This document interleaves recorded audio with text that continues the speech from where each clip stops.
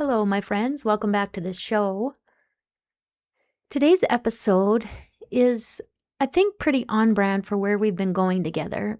Recently, I had the opportunity to speak on a leadership panel about authenticity and values in leadership. And as I was preparing, I realized this isn't just about my profession. This isn't just a professional topic for me. This is personal.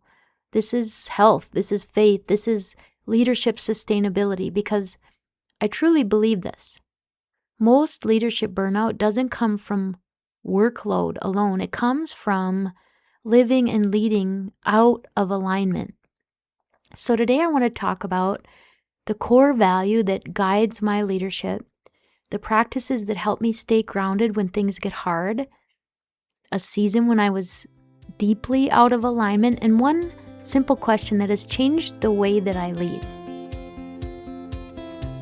Do you want to recharge your energy, renew your mental clarity, and rebalance your hormones? Well, you are in the right place.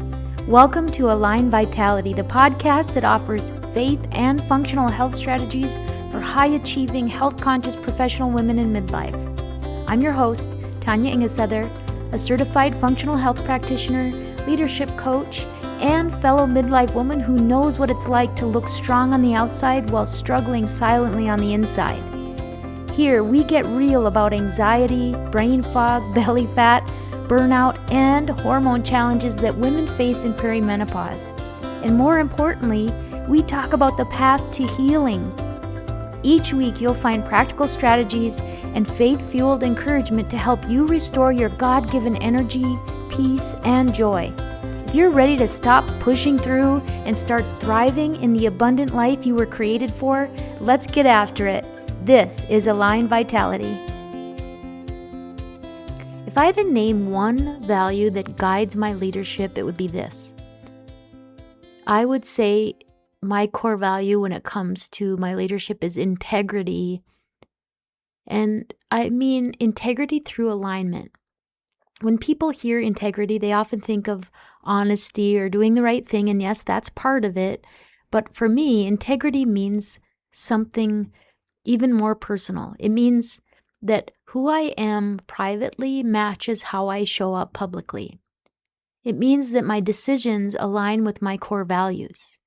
It means that my communication aligns with my convictions, and that my boundaries align with what I know is healthy and right. Even when that's uncomfortable, even when that's unpopular, even when that means that someone is going to be disappointed.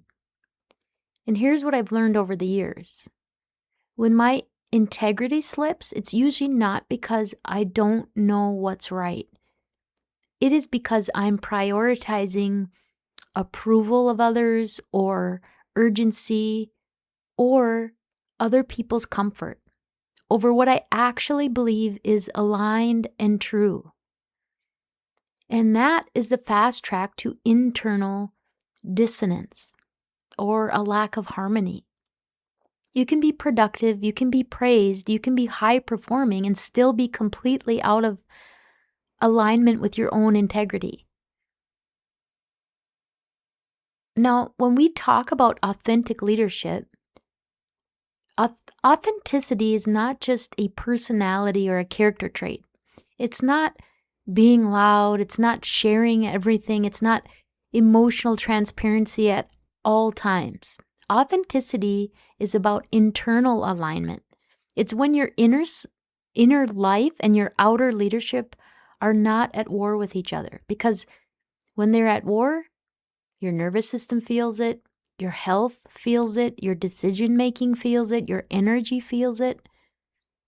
Friend, you cannot fake wholeness. People may not know what is off, but they can feel when something is off. One of the most important shifts I've made as a leader is this. I can't lead authentically if I am dysregulated or operating from fear. During challenging moments, conflict, criticism, high-stakes decisions, authenticity doesn't come from saying everything that's on my mind. It comes from being centered enough to respond wisely. So let me share a few practices that help me maintain alignment in those moments. First of all, I try to create pause. This one has changed everything. I've learned not to respond immediately, at least on my better days, especially when emotions are high. That email, that negative feedback, that tense conversation, I don't need to rush to answer. Even a short pause gives me the space to ask a few questions. First of all, what response is going to align with my values? How can I walk away from this interaction with my integrity intact, regardless of how the other person reacts? Because here's the truth. Not every reaction deserves your immediate response. And sometimes the most authentic leadership move is to show restraint.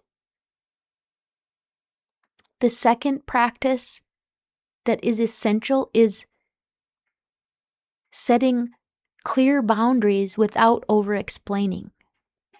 I used to believe that good leadership meant helping everyone understand what I was thinking or saying, making sure that everyone felt okay, or over-communicating to reduce discomfort. I still probably have a tendency to want to over-explain things, but I've learned something. Over-explaining is often just fear dressed up as kindness. When I respect my own limits, I'm able to show up more grounded, more consistent, and more emotionally steady. So boundaries are not a failure of compassion. They are what make sustainable compassion possible. And really, for me personally, the most foundational strategy is faith-informed grounding. Prayer and quiet reflection really help me release outcomes that I can't control. Because leaders who try to control outcomes end up trying to control people, and that leads to overfunctioning, over-carrying of burdens, and emotional exhaustion. When I come back to the posture of, God, help me show up well, the rest is yours, I stop trying to manage everyone's emotions, everyone's perceptions, or everyone's reactions, and that's where freedom lives. Now, let me be honest with you. There was a season, and there have been plenty, but a particular season in my leadership where everything probably looked normal and successful from the outside, but internally, I was deeply out of alignment. I'm a very relational leader. I care deeply about people. And especially early in my leadership journey, I equated good leadership with keeping everyone comfortable, earning their approval, being the one who could handle more. So I was overextending. I was carrying responsibility that really wasn't mine to carry, and I was measuring my worth by outcomes and by the approval of others. Often I was effective, but I was not aligned. And that dissonance showed up in my energy, in my health, in my clarity, and in my joy. Because misalignment always collects a cost. So how did I rebalance? Well, the shift didn't start with a big dramatic decision. It started with slowing down long enough to admit that something was off in the first place. I had to ask myself, what am I saying yes to that doesn't align with my values? Where am I operating from obligation or fear instead of calling?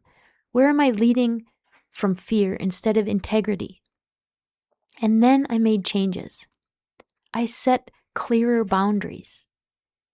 And let me just say, one of the biggest boundaries I had to and I continue having to set for myself are my own internal boundaries, my boundaries around the emotional baggage that I am willing to carry.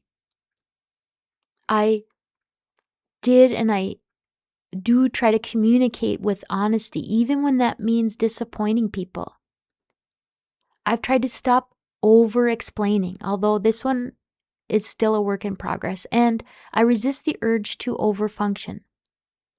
And I chose to trust that integrity and clarity serve people better than people-pleasing ever could. And you know what? It didn't make me become less effective. It helped me be more sustainable in my leadership, more peaceful, more clear. Now, let me leave you with one simple practice that has helped me over and over again. Before responding in conversations, with decisions, during conflict, I ask, what would alignment look like here? I don't ask, what will keep everyone happy or what's the fastest solution, but what aligns with my values, my boundaries, my responsibility and not someone else's? That question has become somewhat of an anchor for me because authenticity isn't about getting it right every time. It's about being willing to notice misalignment and course correct where needed. My friend, if you are exhausted in your leadership right now, I want you to consider something gently. Maybe the issue isn't your capacity. Maybe it's about alignment. You don't have to prove your worth through overfunctioning. You don't have to carry what isn't yours to carry. You don't have to lead from a place of fear. You are allowed to lead from integrity, from wholeness, from who you truly are. And when who you are privately matches how you show up publicly, that's where peace lives. That's where sustainable leadership lives. And that's where you start to feel like yourself. If this resonated with you, please share it with another leader who might need this reminder today.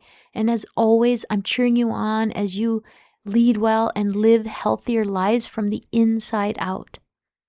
Until next time, my friends, lead well, live well, and be well. Thank you so much for joining me today, my friend. If today's episode encouraged or blessed you, would you please take a minute to leave a rating and written review on Apple Podcasts? It means the world to me. And it helps more women like you discover this message of hope and healing. If you're ready to take the next step in your functional health journey, join my interest list at alignvitalityhealth.com.